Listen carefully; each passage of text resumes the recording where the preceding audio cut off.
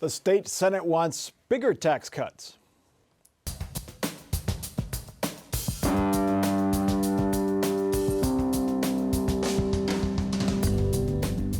Joining us on Columbus on the Record this week, Jackie Borchert, Columbus Bureau Chief with the Cincinnati Enquirer, Julie Carr-Smythe, State House correspondent for the Associated Press, Dale Butland, Democratic strategist, and Mike Gonidakis, Republican strategist.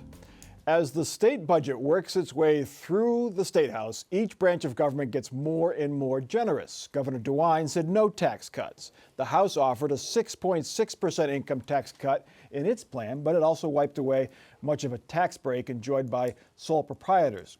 The Senate is even more generous. Its plan calls for an 8% across-the-board income tax cut, and it restores most of that business tax break. One of the more important strategic investment for us is to make sure that our partners, our constituents, the citizens of Ohio, enjoy in Ohio's success. And so really important to us that returning tax dollars to Ohioans is a signature statement by the Senate that we want you to enjoy the fruits of the success. The movie industry would also keep enjoying some of those fruits. The state would keep the film tax credit enjoyed by movie producers. Jackie Borchert, we've gone from zero tax cuts to a $300 million tax cut. The lawmakers sure we can afford it? Well, at the state budget, revenue projections are running ahead by, I think, around $800 million. So, we're not in a situation where they need to cut. And so, Republicans say that the money should be returned to taxpayers who gave that money through their income tax. Julie, the difference is it's gotten more and more generous as it's gone through. The House did away with that tax break. They were pretty firm about that. The Senate said no. Right. Will there be a battle between the two branches? Yes, I think there absolutely will, and I think that's sort of the point usually of these two competing House and Senate budget proposals, is that it gives them some negotiating room when they come back together. The House can look like it's cutting, the Senate can look like it's winning, and it's sort of that dance that they do in order to eventually end on a tax cut that is still more than the governor wanted. Mike, the argument against that Larry Household, the House Speaker, said about this tax break is that people who are making up to $250,000 as a sole proprietor were not paying any state income tax, then they got a tax cut on top of that after $250,000, that it wasn't creating jobs. Isn't that reasonable for that tax cut to go away if it is not directly creating jobs? There's no evidence it's creating jobs. Well, the Speaker's a dear friend of mine, and good friends can disagree. I disagree with my wife on things, too. But at the end of the day, I think it's a blanket statement that sole proprietors or small businesses aren't creating jobs. I think that's a little bit of a stretch. Some are, some may not be. But at the end of the day, Mike, we are a consumer-driven economy. We're not a manufacturing-driven economy anymore. So if people aren't spending money, if they're not buying luxury items, things they wouldn't buy, the economy goes south. They're not going out to eat at Easton or Polaris or doing things for their kids, buying things. Our economy suffers. So this is a good way to put money back in the economy when it's the people's money to begin with. Look, at the end of the day, the Senate, what they just did, $350 million tax cut for all Ohioans, eliminated the bottom two tax brackets for the poor. I know Dale's probably going to hammer on that, but the poor or low-income people will not pay taxes. We're getting rid of those two tax brackets, and we're giving tax relief to job creators and job generators. That's a win-win. Things are good in Ohio. Yeah, so I don't think most of our viewers understand just how wildly unfair this so-called LLC loophole is. So let me give it a shot. Most Ohioans are wage earners, which means they pay taxes on every single dime they earn in wages. And then they pay income tax. The top rate is just a hair under 5%. But with this LLC loophole, lawyers, accountants, consultants like me, who is a one-person shop, has no intention of hiring anybody else because the money that we earn passes through our business to us personally. I pay, we pay, those folks pay absolutely no tax at all on the first $250,000 a year they earn, and then on anything above that, they only pay a 3% rate. Now, the best part of all, Mike, as you started to mention a moment ago, the rationale behind this, as it's been for all the tax cuts Republicans have enacted in this state over the last 14 years, that have, most of the benefits have gone to the wealthy. But the idea was we cut taxes for the job creators. That'll give more money to hire people and to pay higher wages. But it hasn't worked. Our job creation rate and our wage rate has lagged the national average for all years since 2005. So who wins this battle as it goes to conference committee? Does it be cut? Do we split the difference? Because the Senate did eliminate the tax cut above 250 in their plan. So it's just the first 250 that's tax-free. Well, I mean, all that is going to depend on, a budget is a grand political negotiation that, Larry Householder obviously is determined to win if he can. He's a very strong leader there, and different than what we've seen before, which is some give and take publicly, but an awful lot of similar feelings behind the scenes of all the Republican leaders. So I think they might trade something like that for giving back some money to the school package that the House had put in there. It's just a matter of waiting to see how it all shakes out. Yeah, there's several different other bargaining chips that play into this. There's the education money that Julie mentioned. There's money for water quality projects. So, if we look, Larry Householder's only been Speaker since January, but we do have something to look at with the transportation budget bill, which also went through a similar process. That was the gas tax. Right. And, the conclusion of that, I think you can make a good argument that the House got more of what they wanted, or it was closer to what the House was proposing. So I think everyone around Cap Square is kind of watching this battle very closely to see, who gets more of what they want and what the final result is. All right, a gun control question could appear on next year's ballot. The group Ohioans for Gun Safety proposes a measure that would require background checks for all gun purchases in Ohio. That includes all sales at gun shows and sales completed online. The group needs to collect some 133,000 signatures to send the petition to the Ohio General Assembly. If lawmakers don't approve it, the group would then have to collect another 133,000 signatures to get the question on the ballot. Dale Butlin, background checks. Most sales now have background checks. They won't prevent every shooting, every murder. Is it worth doing this and put it on the ballot? Of course it is. Polls have consistently shown that over 90% of the voters, including a majority of gun owners, favor universal background checks. That we still don't have it in this state, I think demonstrates how deeply in the pockets of the NRA the legislators are. Right now, about 1 out of every 5 guns sold is done in an unregulated transaction. That's what this bill seeks to stop, because 80% of the guns that are used in crimes are purchased privately. They're not purchased through licensed dealers. Now, as you say, Mike, this isn't going to stop every gun crime, every mass shooting, just like laws against murder aren't going to stop every killing. But the statistics show this will reduce the number of these deaths, and surely that's something that all Ohioans can get behind. It does have an exemption in it for family members, antique guns, guns traded for hunting or purchase for hunting, and so I feel like that's a way for them to try to get even more public support than some of the polls would show. Gallup has it in 2018, 92% of Americans support universal background checks. Is this a slam dunk if it goes to the ballot, Mike? No, let's talk about the politics, not the merits of it now, because we can debate Second Amendment, anti or pro Second Amendment. But the politics of it, I think it'll backfire because, look, this is a liberal dark money group doing this. Sherrod Brown's fundraiser is now part of this group. Dennis Willard is part of this. These are Democrat advocates. God bless them. Make a living, go out, make a living. So this is an effort to try to trump up the, no pun intended, the voter turnout in 2020 for the presidential election year. But I predict it's going to backfire, because if you drive from Meigs County in southeast Ohio all the way up to Ashtabula County in eastern Ohio, you're going to find a lot of blue dog Democrats that love their Second Amendment and love their guns, and they're going to come out and force to vote against this in 2020, and they're going to pull the lever for Donald Trump. Could it be a repeat of the gay marriage in 2004, Dale? No, because if the polls are right, and there's no indication that they're wrong, because they have been uniform across the country and in Ohio, even in those areas that Mike just talked about, along the Ohio River.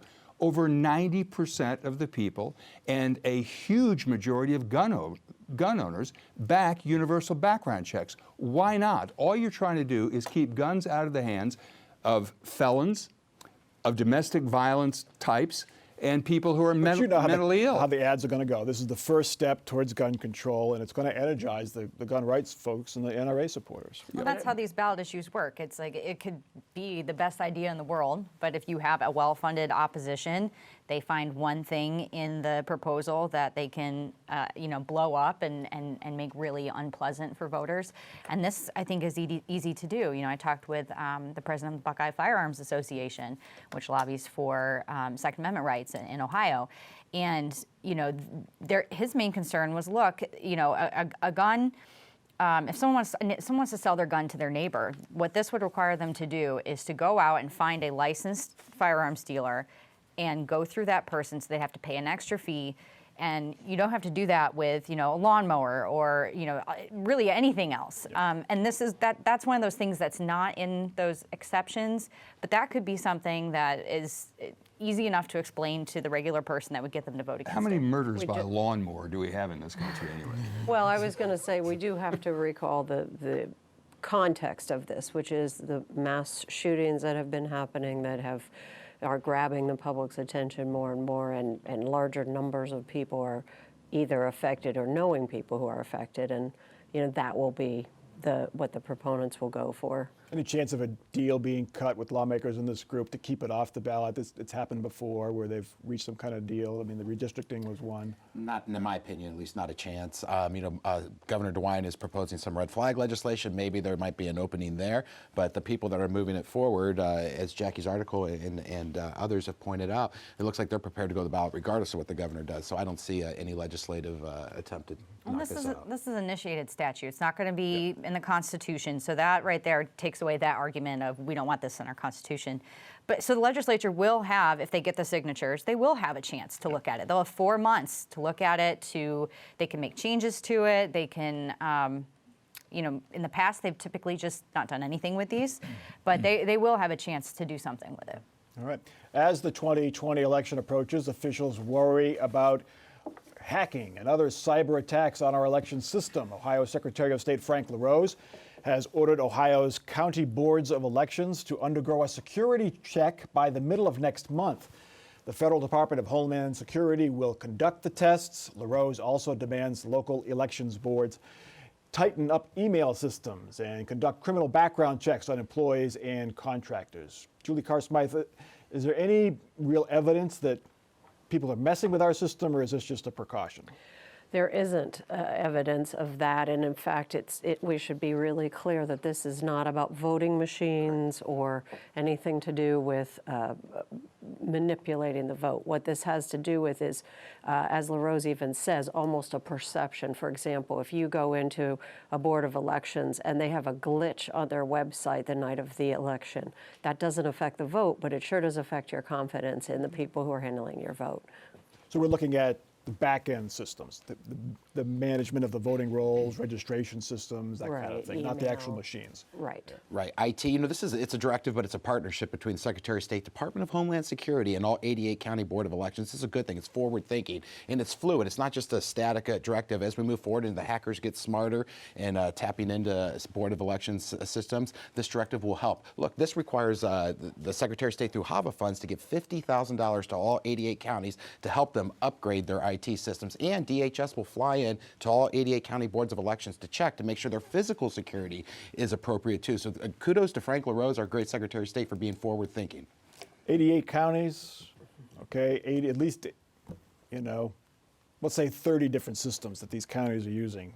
How, can we uniformly do this and get it right for everybody? And the interesting thing about it is that oftentimes with the vote itself, we see a much heavier burden on the larger counties. But in this case, the larger counties are much more sophisticated. They're further ahead. A lot of them have a person who's on staff who's doing this kind of thing. So the smaller counties are going to be the ones that are going to have to come up with a person or a lot of manpower.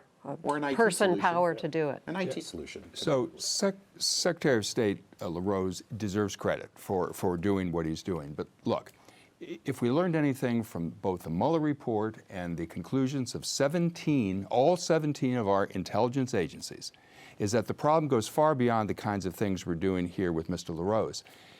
The Russians, according to the Mueller report and all 17 intelligence agencies, interfered in our elections with the intent to try to tip the election, and all those agencies say they're going to do it again in 2020, maybe other countries too. So we need some action at the federal level. And if Mitch McConnell continues to keep that legislation from a vote, which he's doing right now, it's one more reason why voters should turn them out of the majority this next time. Homeland Security is involved in this effort to, give some backup and some checks on these systems. That's not enough in your opinion? No, it's not. We clearly need more legislation, and there are several bills that are in the Senate now that have been passed by the House, and Mitch McConnell will not allow to come to the floor for a vote. The counties have enough time? Months coming around. I mean, middle of July, they have to have this thing done. Right, and the urgency is that the real deadline is the 2020 election. Yeah. That's all eyes are going to be on Ohio, as they always are, and we're going to have maybe record turnout, more voters, more new voters. So it's really the getting things in place now so that we're not scrambling for something new next year. And we have a dry run this November in the municipal elections. Right, and also LaRose says that he has worked with DHS, worked with the local election officials, and that he believes his timeline is achievable. I mean, they need to request it within the month and then get it done before the end of the year. All right, school is out for the summer, but criticism of charter schools continues. The liberal group Innovation Ohio continues its campaign against for-profit charter schools. The group has published a study that says for-profit charter schools spend 73% more on administration costs than local public schools. The group has a conservative ally, House Speaker Larry Householder, who has been critical of for-profit charters. Also this week, a Toledo sponsor of the failed ECOT school agreed to pay nearly $900,000 to the state as part of the settlement for ECOT's overinflating of student attendance. Mike Anadakis, if Columbus schools was found to be spending 73% more on administrative costs than Cincinnati, wouldn't you be outraged, and shouldn't the same outrage apply to these folks? I'd be upset. I don't know, outrage is a strong word, but I think we need to take a look at it, and we should take a look at it. Look, I don't put much stock in things that Innovation Ohio puts out, but if that is factually accurate and it's fact-checked, then we should look at it, absolutely. Look, there's bad actors in public schools. There's bad actors in private and charters and parochial schools. Let's take those bad actors, make an example of them, get rid of them. Our great Attorney General Dave Yost has done that. When he was auditor of state, he went after ECOT. As now a state AG, he just had that sponsor pay back a total of $1 point. Should we do away with the for-profit charters? No, not yet. I think, should we get rid of the bad actors in the for-profits? Absolutely. And if we should take over public schools that are bad, look, there's school systems for everyone, and we should have them for everyone, because no student is the same. Our charter schools have helped so many kids get out of trapped schools, Columbus Public, Cincinnati Public. If you go to DeSales High School right now, it is full of kids from Columbus Public who took a voucher, Ed Choice, and are there now getting a great education. We need to continue to cultivate that. Yeah, well, I'm pleased that Mike, of course, likes Dave Yost, so it's not just Innovation Ohio who's been saying this kind of stuff. The Office of the Auditor also said this week that these charters, for-profit charters, are renting buildings at far higher than market rates, which is yet another problem. It is true that a handful of charter schools are good, and they should be encouraged and they should be kept open. But most of them are bad, and they don't do what they promised to do, which was to deliver better results at a cheaper cost. In fact, they're delivering worse results for more money. Larry Householder has had skepticism, Julie, on this. Does he want to get rid of for-profit charters? I think it's something that he's floated for sure, and I think that, there is enough evidence now of, for sure, that these for-profit charters had not tracked their money well, have not spent their money well. We look at some of their track record on education itself. I know that there's a concern that has grown to maybe a tipping point in the legislature. Jackie, every year we hear this is the year we're going to crack down on charters. Well, it's summertime. School year starts in a couple of months. Will there be much difference in this coming school year on these charters? You mentioned the school year, and that seems to be something that always kind of stalls these types of reforms at the State House, because there is this concern that they don't want to, leave students without a school, or, drastically change funding so schools aren't prepared, which I think is a valid concern. And I think Speaker Householder comes from a really unique background on this issue, in that he's, the DeRolf case originated in his children's school district.